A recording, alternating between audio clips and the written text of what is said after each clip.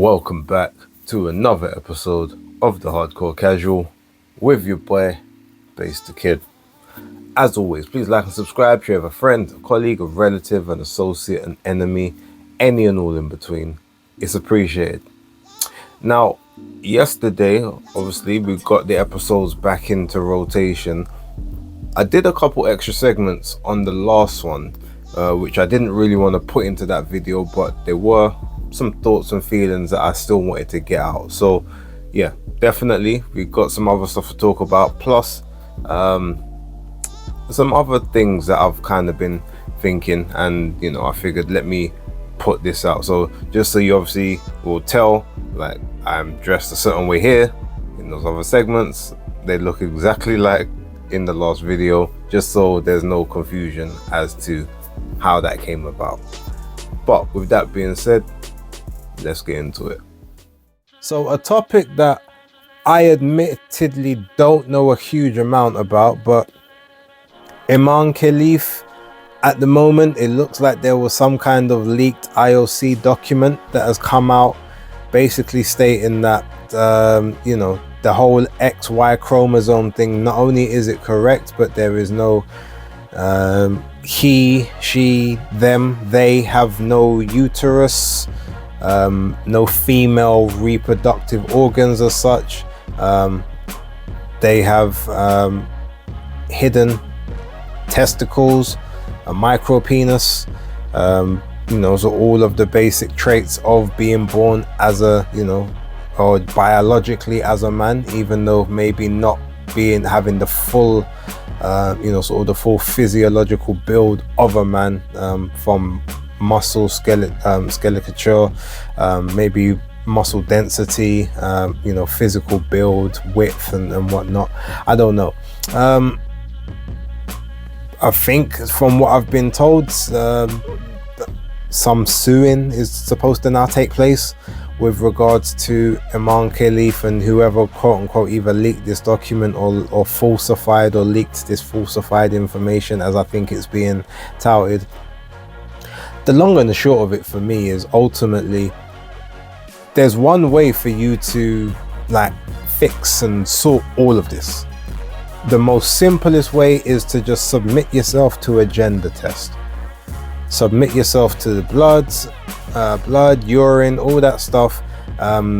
I'm sure that they can determine from one of these tests whether or not you have an XX chromosome, an XY chromosome, some kind of variation in between, whether it's a DSD problem, all of that stuff. Like, I'm sure it can all be done if you just take the test. And the longer that you don't take the test is just going to make me and everyone else believe that the reason you don't want to take the test is because you know the test is going to prove everything that's been said. So unfortunately, until that does happen, I'm going to believe all of these rumors and these well, for lack of a better phrase, these slanders on your name and your character and your gender and whatnot. Take the test.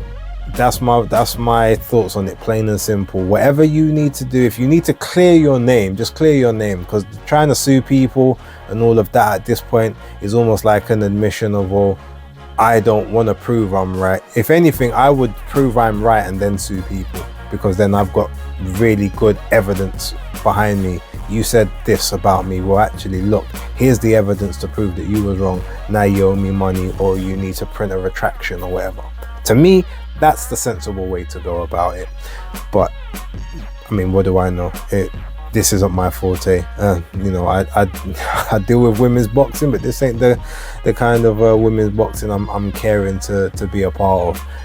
But yeah, my official thoughts on it: take the test, kill the noise. Otherwise, you're guilty. So in the previous video, I was talking a little bit about Anthony Joshua and ultimately him not being ready for Daniel Dubois. But I didn't really get into, I guess, who Daniel could potentially fight next. So, I mean, look, I'm kind of looking at the landscape. In the WBO, obviously, we know that the IBF, sorry.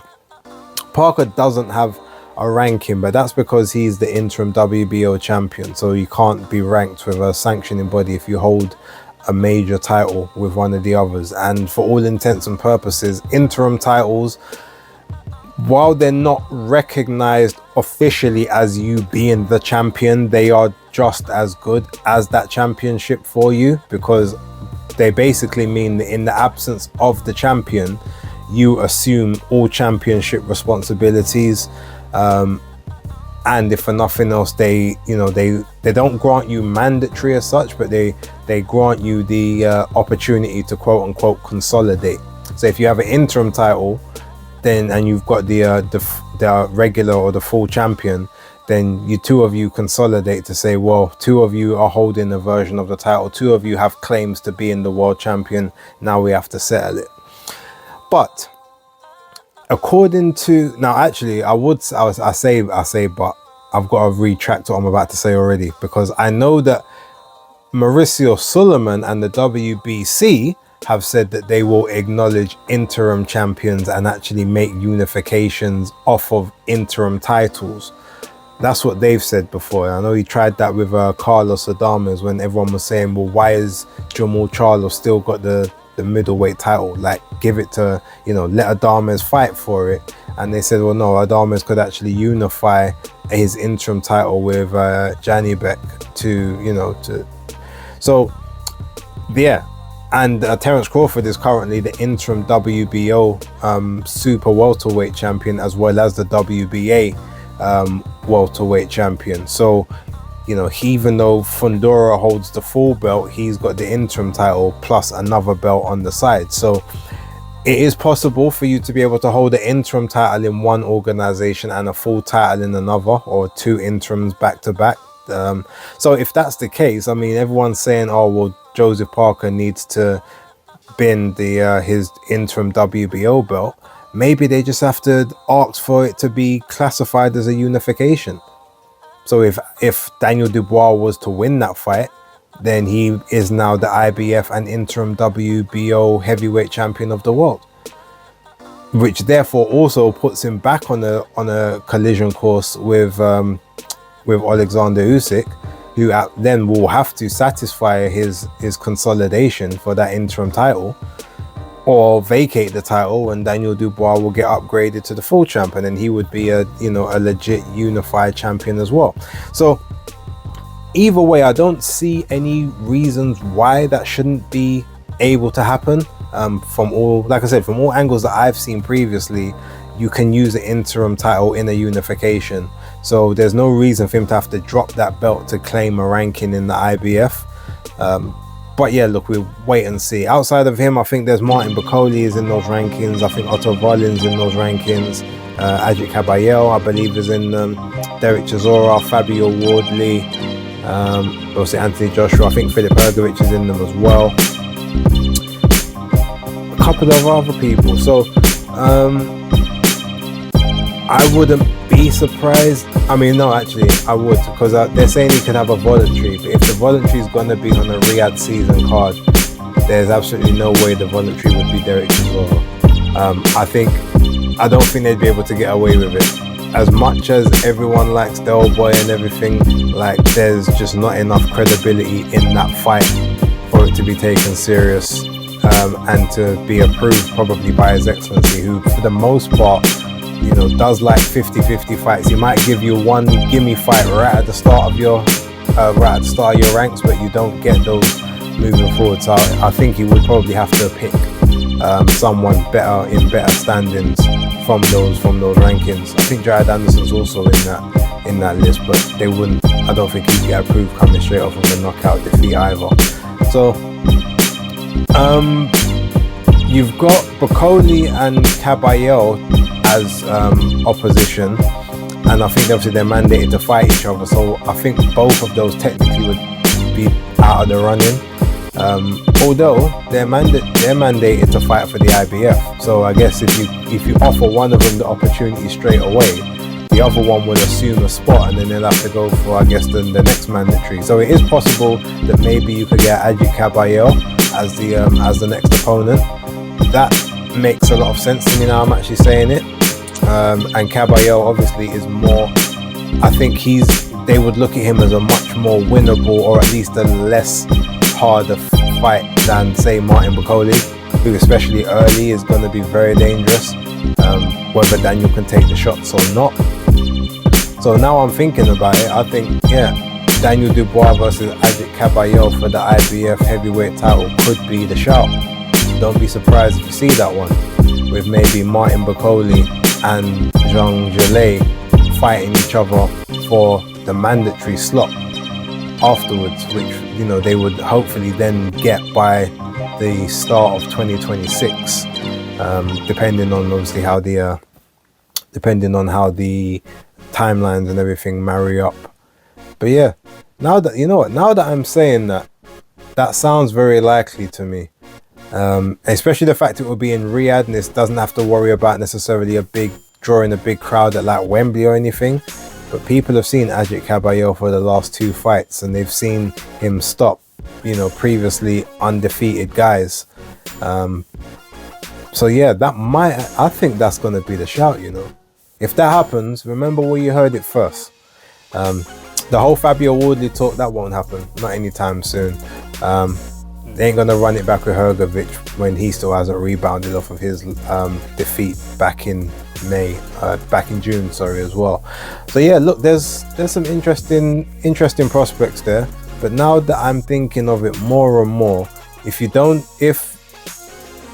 Joseph Parker doesn't want to drop that WBO interim, which obviously guarantees him that crack, or at least it actually guarantees him that belt if Usyk decides that he doesn't want to take that mandatory. And I know Zhang said he wants to run it back and get that interim title back himself.